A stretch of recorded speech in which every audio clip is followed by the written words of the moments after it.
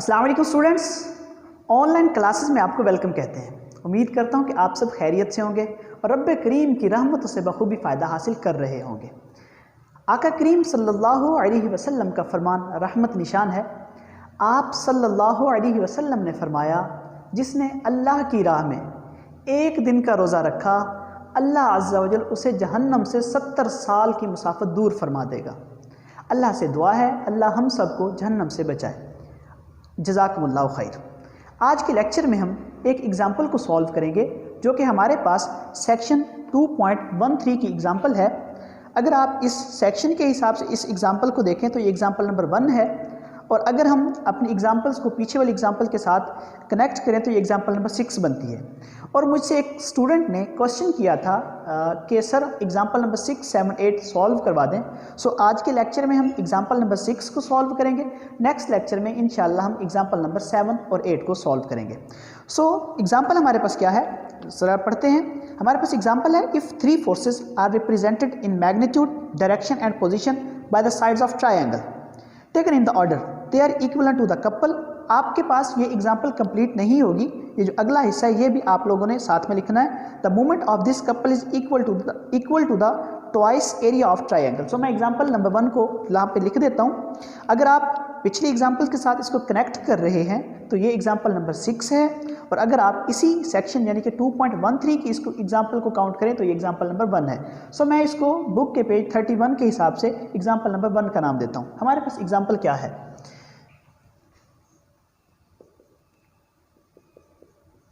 Example है हमारे पास, if 3 forces position by the sides of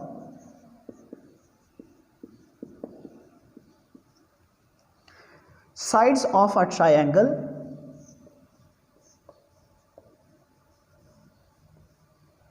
taken in the order they are equivalent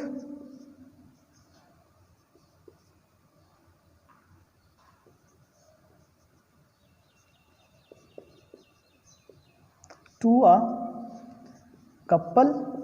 dear students, आपके पास example यहीं तक होगी, इसका कंप्लीट पार्ट लिख लें। और अगला हिस्सा है, the movement of this couple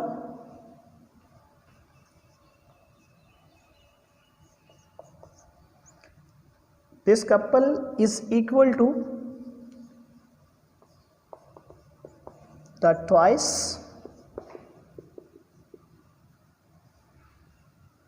area of triangle. Dear students, अगर आप इस एग्जाम्पल को पढ़ें तो आपको पता चलेगा हमें कहा क्या गया है। हमें ये कहा गया है, if 3 forces represented in the magnitude, direction and the position by the sides of triangle. आपके पास एक ट्रायंगल है ABC, जिसको आप नाम दे सकते हैं। 3 फोर्सेज हैं जो कि इसकी साइड्स के साथ एक्ट कर रही हैं, जिनकी मैग्नीट्यूड, डायरेक्शन एंड पोजीशन को वो शो कर रही हैं। आपने शो क्या करना है, हमने ये शो करना है they are equivalent to the couple. Number 1 पे हमने ये शो करना है, ये जो 3 फोर्सेज हैं हमारे पास ये इक्विवेलेंट हैं कपल के। दूसरे नंबर पर हमने ये शो करना the movement of this couple. आपके पास फोर्सेज टोटल 3 हैं, आपने शो करवानी है कि वो इक्वल टू कपल हैं। जब हम उसको इक्वल टू कपल शो करवा लेंगे, उसके बाद हमने ये शो करवाना है the movement of this couple is equal to twice the area of triangle. So पहली बात आपको ये पता होना चाहिए कि व्हाट इज मूवमेंट। दूसरी बात, एरिया ऑफ ट्रायंगल क्या होता है। सो स्टूडेंट, मैं इसका सॉल्यूशन करता हूँ। तो पहले आपको मैं ये बताना पसंद करूँगा कि what is movement of force. अगर आपको मूवमेंट ऑफ फोर्स के बारे में समझना है तो आप मेरे लेक्चर नंबर 10 को सुनिएगा, वहाँ से आपको डिटेल में पता चल जाएगा कि मूवमेंट ऑफ फोर्स क्या होता है। इन शॉर्ट बेसिकली हम मूवमेंट ऑफ फोर्स या magnitude of movement of force को PD की फॉर्म में, यानी कि अगर आपके पास फोर्स P है और मूवमेंट आर्म यानी कि आर्म ऑफ द कपल जो है वो D के इक्वल है, तो आप magnitude of movement of force को PD की फॉर्म में लिखते हैं। अगर किसी को मेरी ये बात समझ नहीं आई तो मेरा लेक्चर नंबर 10 को ज़रूर सुन लें। ओके डियर स्टूडेंट, इसके अलावा हमने शो करवाना है movement of the couple is equal to twice the area of triangle. अब एरिया ऑफ ट्रायंगल बेसिकली किसके इक्वल होता है, मैं यहाँ पे इसका फार्मूला लिख देता हूँ। एरिया ऑफ ट्रायंगल इक्वल होता है 1/2 बेस क्रॉस हाइट के। और भी फार्मूलाज हैं लेकिन हम ये वाला फार्मूला यूज़ करेंगे। सो ये चीज़ आपको पता चल गई कि हमें area of triangle 1/2 base cross height के इक्वल है। मूवमेंट ऑफ कपल के लिए आपको मेरा लेक्चर नंबर 10 सुनना होगा। ये 2 वर्ड्स हैं, की वर्ड हैं जो आपके इस एग्जाम्पल में यूज़ किए गए। हम सोल्यूशन इसका करते हैं। हम सपोज करें हमारे पास एक ट्रायंगल है,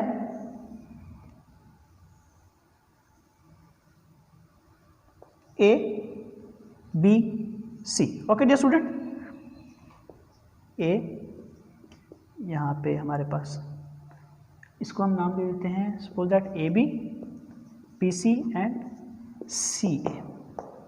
अब क्या लिखेंगे, हम लिखेंगे कंसीडर या let we have triangle ABC. Let three forces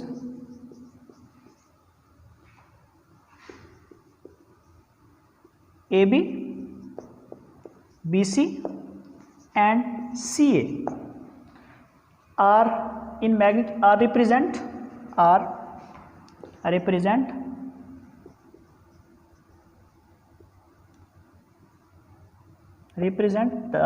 in magnitude, यही आप लाइन लिख देंगे, direction and position to the side of triangle.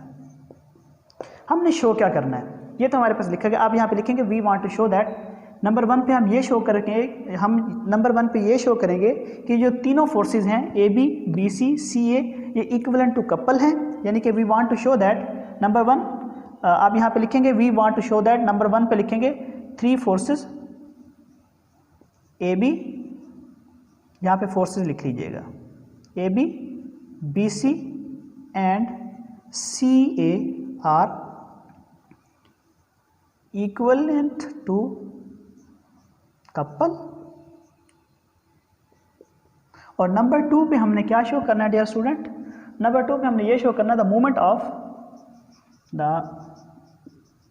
Movement of this couple is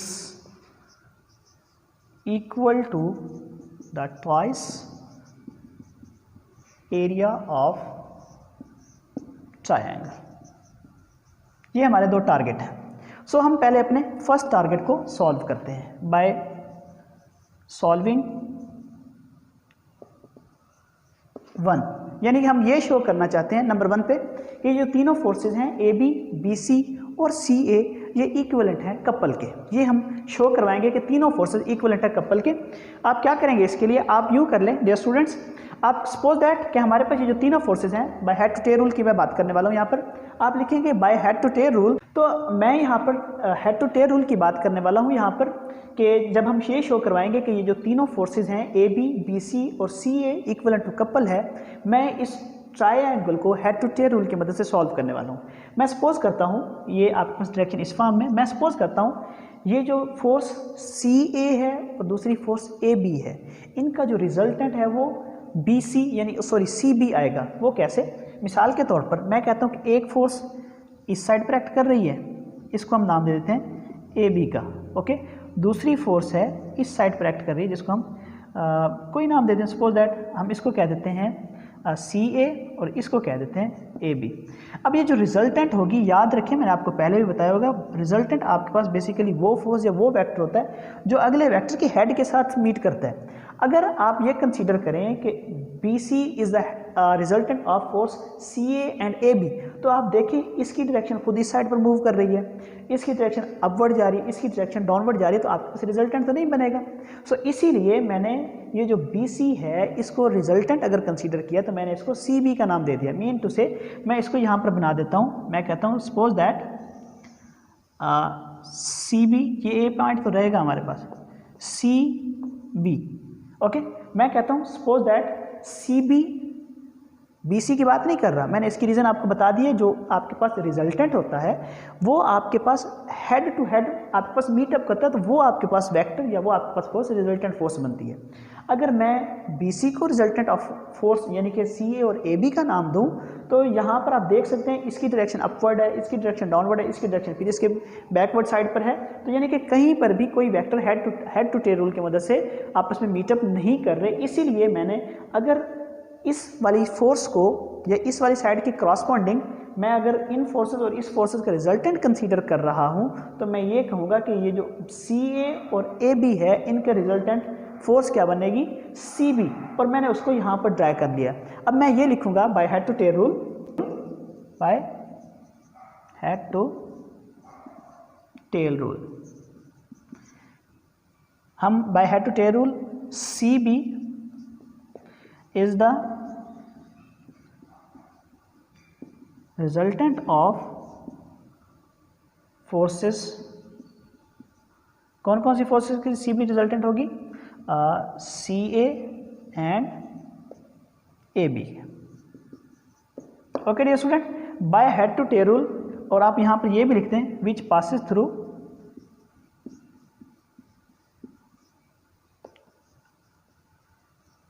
point A।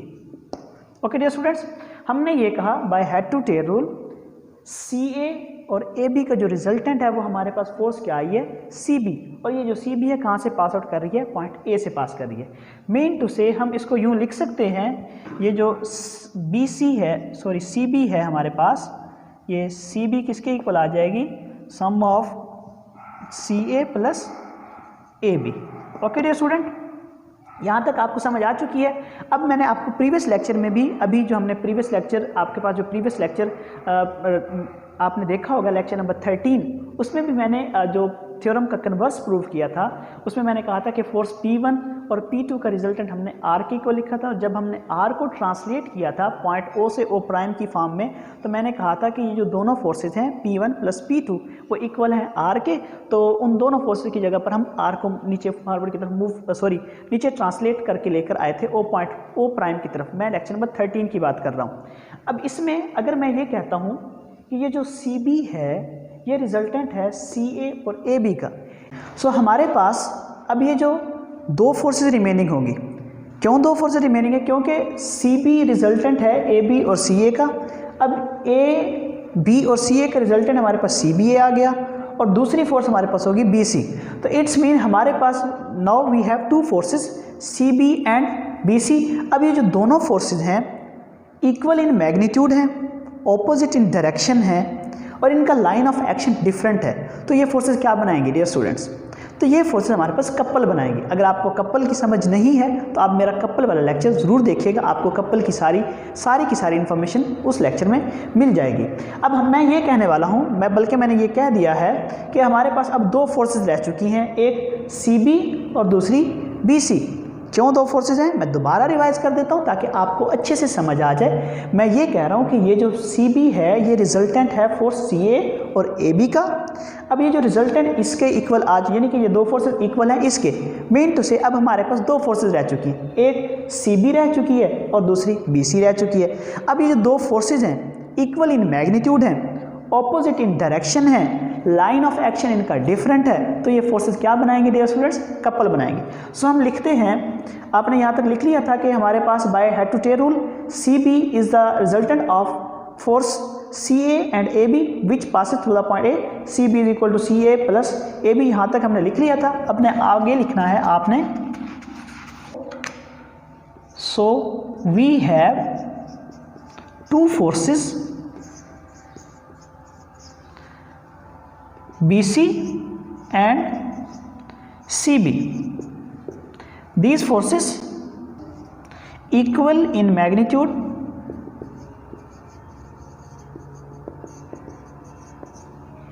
opposite in direction. So, तो हम इनको they form couple. अब ये कौन सा कपल होगा हमारे पास, CB माइनस CB की फॉर्म में।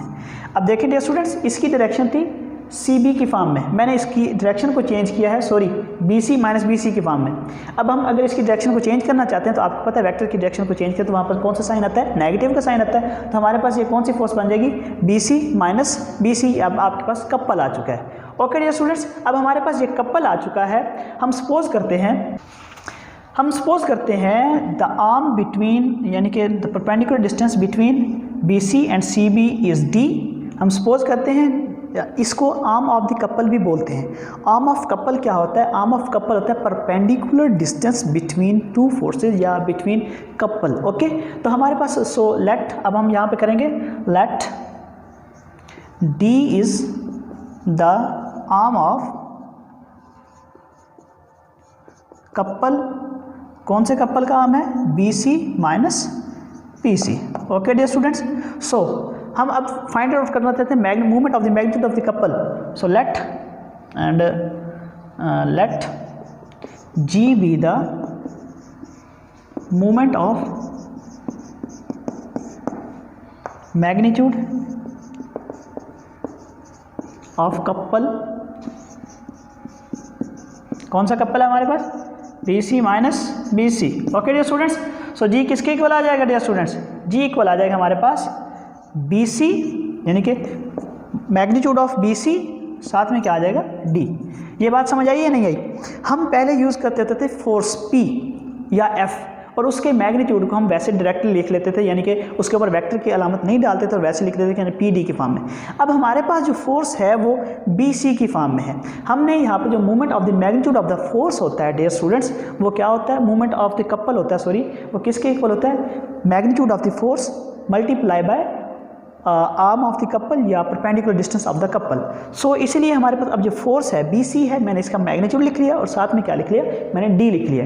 ओके डियर स्टूडेंट्स, ये हमारे पास पहला प्रूफ तो हो चुका है। अब हमने ये शो करना था दूसरे हिस्से में, the movement of this couple is equal to twice area of triangle. Okay dear student, अब हमारे पास triangle, let area of triangle A B C किसके इक्वल होगा dear students, triangle A B C का जो एरिया है वो किसके इक्वल होगा, 1/2 base cross height, out of base cross height.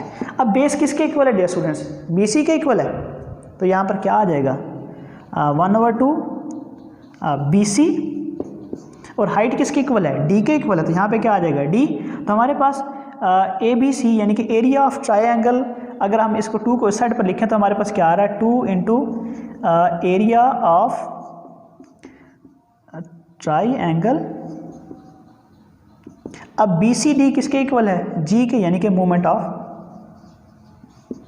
आप इसको पहले यूँ लिख लें जी और नीचे करके लिख लें where G is movement of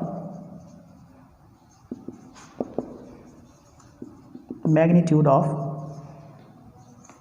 couple which is our required result. Okay dear students, आज की एग्जाम्पल में हमने क्या डिस्कस किया है, एग्जाम्पल में हमें ये कहा गया था कि 3 फोर्सेज हैं, किसी भी साइड ऑफ ट्रायंगल से वो साइड पर एक्ट कर रही हैं। हमने बताना ये था नंबर 1 पर तीनों फोर्सेज इक्वल टू कपल हैं, और दूसरे नंबर पर हमने ये शो करना था the movement of this couple is twice the area of triangle, यानी कि हमने ये शो करना था कि movement of couple is equal to twice the area of triangle के फॉर्म में। सो पहले हमने क्या किया डियर स्टूडेंट्स, हमने कहा कि consider we have a triangle A B C, side of triangle तो A B is force along, mean to say हमने ये कह लिया कि ए बी बी सी और सी ए फोर्सेज एक्ट कर रही हैं ट्रायंगल की साइड्स पर। उसके बाद जिस स्टूडेंट्स हमने कंसीडर किया हेड टू टेल रूल की मदद से कि C B is the resultant of force C A and A B. उसके बाद हमने कहा कि ये जो सी बी और बी सी हैं ये आपके पास 2 फोर्सेज रह चुकी हैं। इन फोर्सेज को हमने कहा कि इक्वल इन मैग्नीट्यूड है, ऑपोजिट इन डायरेक्शन है, तो हमने इनको किस चीज़ का नाम दिया, कपल का नाम दिया, तो हमारे पास कपल बना है B C minus B C की फॉर्म में डियर स्टूडेंट्स। और फिर हमने कंसीडर किया D is the arm of the couple B C minus B C. So फिर हमने कहा कि let G is the movement of the couple, तो हमारे पास G किसके इक्वल आ गया, बी सी डी की फॉर्म में। फिर हमने एरिया ऑफ ट्रायंगल का फार्मूला अप्लाई किया, तो वो किसके इक्वल आया 1/2 magnitude of B C into D. अब 2 को दूसरी साइड पर ले जाएं तो हमारे पास क्या आता है 2 into area of triangle which is equal to G हमारे पास क्या था movement of the magnitude of the couple. So हमने यही शो करना था कि movement of this couple is equal to twice the area of triangle. अब यहाँ पे 2 आ चुका है, mean to twice the triangle area of triangle which is equal to moment of the couple आ चुका है। सो स्टूडेंट्स, आपको कोई भी प्रॉब्लम होती है, आप किसी भी क्वेश्चन को सॉल्व नहीं कर सकते, यानी कि आप फेस करते हैं कि आपको एक बात की समझ नहीं आई, इंसान है, कुछ चीज़ें, कुछ कंसेप्ट स्किप भी हो जाते हैं, लेकिन हमारी कोशिश होती है कि हर चीज़, हर कंसेप्ट और हर लाइन आपको वाज़े करके बता दी जाए। लेकिन अगर कोई भी चीज़ जो कि आपको प्रॉब्लम, आप जो जिसकी वजह से आप प्रॉब्लम को फेस करते हैं, तो आप उसको सॉल्व करवाना चाहते हैं, या तो आप हमें कमेंट कर दिया करें, या फिर आप हमें मेरे जीमेल अकाउंट alimajid235@gmail.com पर मेल कर दिया करें। ये एग्जांपल बेसिकली उस स्टूडेंट को डेडिकेट की जाती है जिसने हमसे ये क्वेश्चन किया था कि आपको भी अगर कोई प्रॉब्लम है तो आप हमें ज़रूर क्वेश्चन कीजिएगा। थैंक यू, अल्लाह हाफ़िज़।